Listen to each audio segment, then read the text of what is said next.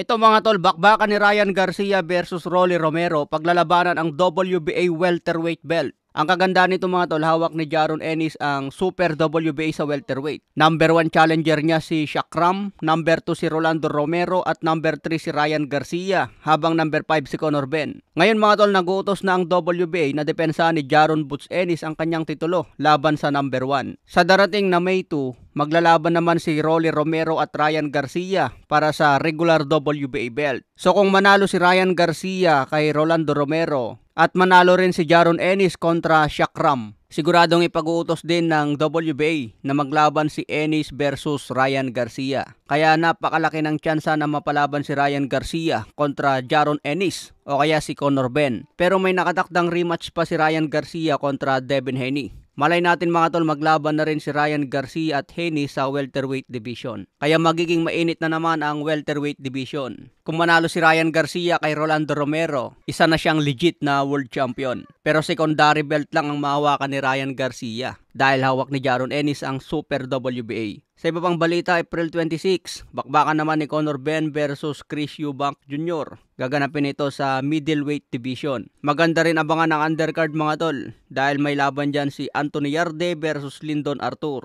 Isa rin si Anthony Yarde sa mga tinalo ni Arthur Beterbiev via TKO. Sinabi ni Conor Benn isang personal itong laban niya kay Chris Eubank. Takot daw si Conor Benn na matalo. Ayaw niya maramdaman na isa siyang talunan. Kaya maaga pa lang daw nagte-training na ito. Talagang porsigidong manalo. Dahil hindi raw niya nakikita ang sarili niya na matatalo sa laban kontra Chris Eubank Jr. Siguradong napakasakit ito kay Conor Benn kung matalo siya dyan. Matapos ang laban na ito ni Conor Benn, babalik ito sa welterweight division. Napakaganda ng bakbakan sa welterweight mga tol. Itong si Teofimo Lopez, aakyat na rin yan sa welterweight. Kaya ang may iwan na lang sa mababang division itong si Tank Davis. Di ko alam kung kakayanin ni Tank Davis umakyat din hanggang welterweight. So ang abangan na lang natin dyan, Naoya Inoue versus Tank Davis kung sakaling aakyat naman si Inoue. Sa ibang banda naman, Kenneth Lover, kinukuha nga daw po siya ng promoter ni Naoya Inoue. Ito nga po ang report ni JM Siyasat mga tol. Interesado raw ang manager ni Naoya Inoue na kunin si Kenneth Lover. Kahit si Masayuki Ito na dating promoter ni Cuadro Alas, interesado rin kay Kenneth Lover.